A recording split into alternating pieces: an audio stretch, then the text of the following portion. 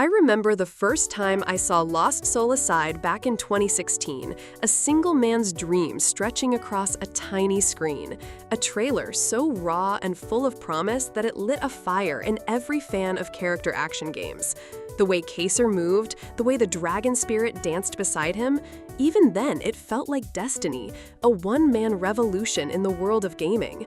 And now, almost a decade later, here I am, hands on the PS5 Pro, the European Shogun Rock Edition in my lap, waiting to see if the dream survived the transition from indie passion to $60 AAA spectacle. I want to believe it has, I really do, because nostalgia has a powerful voice. It whispers to us, reminds us of the excitement, the possibility, the purity of that first reveal. And yet, the moment I start, I feel the tension, the awkward mix of promise and compromise. You can see it in the world design, a game that wants to be bigger, to have it all: the crafting, the loot, the skill trees, the story beats, the walk and talk sequences. But beneath it all is the heart of one man who wanted only fluid, exhilarating combat. That combat is here, it's alive, it's wild, and for the first hours it sweeps you away. Dodging, blocking, chaining combos, special moves that make you feel like a conductor of chaos, boss fights that demand precision, timing, understanding. But there's a weightlessness to it that's impossible to ignore, as if the attacks sometimes float past the enemies, leaving a hollow echo where impact should have been. I roll through corridors, linear at times, occasionally broken up by platforming or puzzles that tease creativity but rarely demand it. And I see the same foes again and again. The repetition can frustrate, yet the spectacle of bosses, the sheer visual joy of seeing Kaser leap, spin, and soar across crystals, surfing through a fantastical environment, keeps me glued to the screen. Kaser himself is a bland protagonist, I won't lie. His default outfit uninspired, his personality muted, his companion Arena speaking constantly yet rarely adding depth. But then I remind myself, this isn't about story, or at least it shouldn't be. And yet, the story exists. It lumbers along like a ghost of a bigger narrative, full of clichés, oppressive empires, otherworldly enemies returning after 1,000 years, characters that exist only in brief menus or as background chatter, and English voice acting that is awkward and disjointed. It makes me ache for the original vision, for the one-man dedication that inspired the trailer we all loved, for the clarity and purity of a game built around character action without padding. But even here, with its flaws, Lost Soul Aside surprises. The combat system is layered. It's subtle in ways you notice only after hours, with bosses that force you to adapt, weapons that interact with the environment, timing that can break you if misjudged. I find myself experimenting, chaining combos, switching weapons, feeling cool and empowered, even if the enemy AI is sometimes just reskinned repetition and the weightless attacks pull me from immersion. Yet these moments are fleeting, and I am pulled back into the tension of what this game could have been. The graphics are good, sometimes breathtaking, but never revolutionary.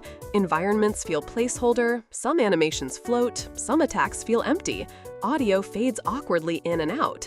And yet, there's beauty here. I see flashes of genius in combat choreography, in the platforming sections, in the music that shifts from tranquil, nostalgic piano to high-energy electronic boss tracks. And I think of the man who made this alone, how far this dream traveled. And then I remember the controversy, the nostalgia, the discussion online, the comments that rage and praise in equal measure.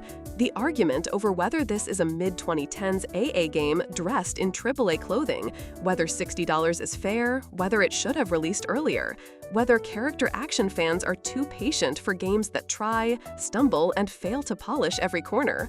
I feel it all as I play.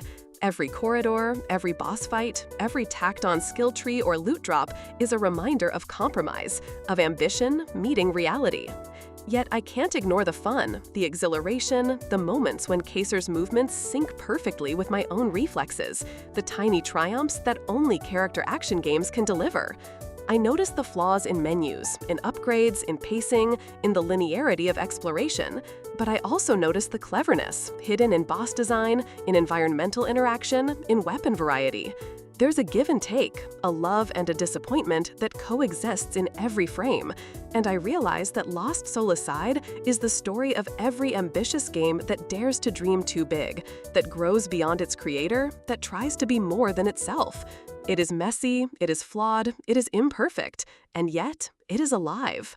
And so I continue, moving through 20 hours of game, feeling the highs and lows, laughing at the repetition, cheering at the triumph, sighing at the wasted potential, and thinking about the fan who waited years for this, who dreamed with a trailer, who wanted the pure vision of one man, and sees now both that vision and the reality of a team of 40, of compromises and market pressures, of nostalgia colliding with expectations. It is a strange, bittersweet experience, and I cannot shake it. I am frustrated, I am thrilled, I am disappointed, I am in awe. By the end, I know I would recommend this to fans of character action games, with caveats and warnings, with nostalgia as a shield and excitement as a lure. And I know I will remember both the joy and the flaws. Lost Soul Aside is not perfect, it is not revolutionary, it does not surpass its inspirations, but it is the echo of a dream, a testament to ambition, a chaotic dance of combat and creativity, and a reminder of why we fell in love with games like Devil May Cry, Ninja Gaiden, and Platinum Games' masterpieces in the first place. It is flawed, it is messy, it is emotional, it is nostalgic, and it is alive.